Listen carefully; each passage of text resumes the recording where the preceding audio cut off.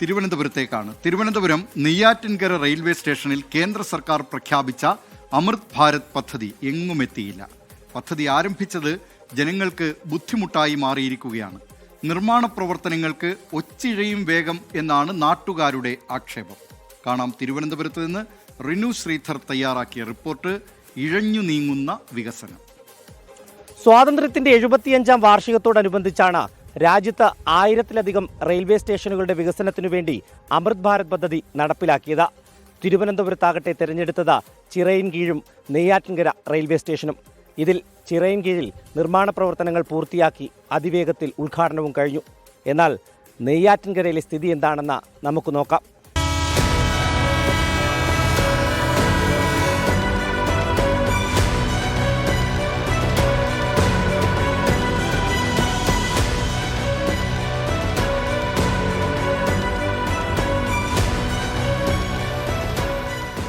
വർഷം മുമ്പാണ് അമൃത് ഭാരത് പദ്ധതിയുടെ ഭാഗമായുള്ള നിർമ്മാണ പ്രവർത്തനങ്ങൾ നെയ്യാറ്റിൻകര റെയിൽവേ സ്റ്റേഷനിൽ ആരംഭിക്കുന്നത്. എന്നാൽ നിർമ്മാണം പാതി വഴിയിൽ നിലച്ച നിലയിലാണ്. മഴക്കാലം തുടങ്ങിയതോടെ റെയിൽവേ സ്റ്റേഷനും റോഡും പരിസരവുമെല്ലാം കാൽനട യാത്രക്കാർക്ക് പോലും ഉപയോഗിക്കാൻ കഴിയുന്നില്ല. എന്ത് നടക്കുന്നതെന്ന് സാധാരണക്കാർക്ക് പോലും പിടിപെടാത്ത അവസ്ഥയാണ്. കാര്യം കുറേ ഹിന്ദിക്കാരെ കൊണ്ടുവന്ന് പണി ചെയ്യുന്നു. ഒരു മഴ അടുപ്പിച്ച് കുറേ പണികൾ മഴ അടുപ്പിച്ച് ചെയ്യും. മഴയുടെ പേരും പറഞ്ഞ് നിർത്തിവെക്കുന്നു. ജനങ്ങൾ ദുരിതം അനുഭവിക്കുകയാണ്. ഇവിടെയുള്ള യാത്രക്കാരെ മൊത്തത്തിൽ ദുരിതത്തിലാക്കുന്ന ഒരു സ്ഥിതിയാണ് ഇന്ന് നമ്മളിവിടെ കാണാൻ സാധിക്കുന്നത്.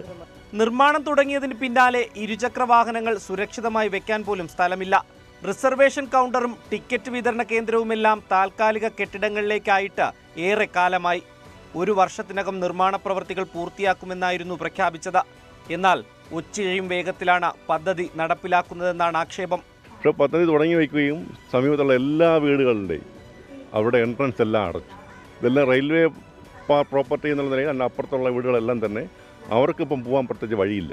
ഇപ്പോൾ അവർ അവരുടെ വീട്ടിൽ നിന്ന് വെളിയിറങ്ങണമെങ്കിൽ റെയിൽവേ പ്രോപ്പർട്ടി കൂടെ കയറി വരാൻ പറ്റുള്ളൂ. ഒരു വണ്ടിയോ ഒരു കാറോ ഒരു ബൈക്ക് പോലും പോകാൻ പറ്റുന്ന സ്ഥലത്തിലാണ് ഇപ്പോൾ വഴി വിട്ടിട്ടുള്ളത്.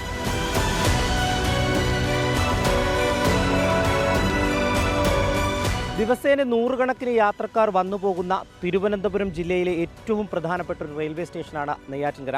ഒരു പദ്ധതി നടപ്പിലാക്കുന്നത് ജനങ്ങളുടെ നന്മയ്ക്ക് വേണ്ടിയാണ്. പക്ഷേ ഈ പദ്ധതി കാരണം ജനങ്ങൾക്ക് വളരെയധികം ബുദ്ധിമുട്ടെന്നാണ് ആക്ഷേപം. നിർമ്മാണത്തിന്റെ ഭാഗമായി റെയിൽവേ സ്റ്റേഷൻ പരിസരത്ത് നിന്ന് കെട്ടിടങ്ങൾ പൊളിക്കുന്നതിലും പരാതിയുണ്ട്. കെട്ടിടങ്ങളുടെ ഒരു ഭാഗം മാത്രമാണ് റെയിൽവേ ഏറ്റെടുത്തിട്ടുള്ളത്. ബാക്കി ഭാഗം ഉടമ സംരക്ഷിക്കണമെന്നാണ് നിർദ്ദേശം. ഒരു ഭാഗം പൊളിച്ചു നീക്കുമ്പോൾ മറ്റു ഭാഗത്ത് ബലക്ഷയമുണ്ടാകുമെന്നാണ് ആക്ഷേപം. ഇഴയാൻ കാരണം അവർ ഫണ്ട് ഇല്ലെന്ന് പറഞ്ഞാണ് പറയുന്നത്. പക്ഷേ കൂടെ വരാറുണ്ട്. കുറച്ച് പണി എവിടെന്നെങ്കിലും കുറച്ച് പൈസ എവിടെന്നെങ്കിലും കിട്ടുമ്പോൾ അങ്ങോട്ട് ചെയ്യും.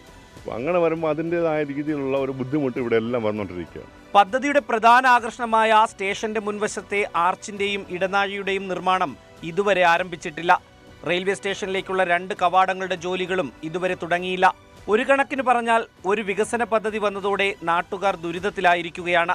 ഇനിയെന്ന് ഈ ദുരിതത്തിൽ നിന്ന് കരകയറാനാകുമെന്നാണ് റെയിൽവേ സ്റ്റേഷനിലെത്തുന്നവർ പരസ്പരം ചോദിക്കുന്നത്. സ്വാതന്ത്ര്യദിനത്തിന്റെ ഓർമ്മയ്ക്ക് വേണ്ടിയാണ് കേന്ദ്ര സർക്കാർ അമൃത് ഭാരത് പദ്ധതി നടപ്പിലാക്കാൻ വേണ്ടി തീരുമാനമെടുത്തത്. എന്നാൽ വിഭാവനം ചെയ്തതല്ലാതെ ആ പദ്ധതി നടപ്പിലായോ എന്നുള്ളത് അന്വേഷിക്കാൻ പോലും ഉത്തരവാദിത്തപ്പെട്ടവർ തയ്യാറാകുന്നില്ല. ക്യാമറമാൻ AS അഭിജിത്തിനൊപ്പം റിനു ശ്രീധർ, 24 തിരുവനന്തപുരം.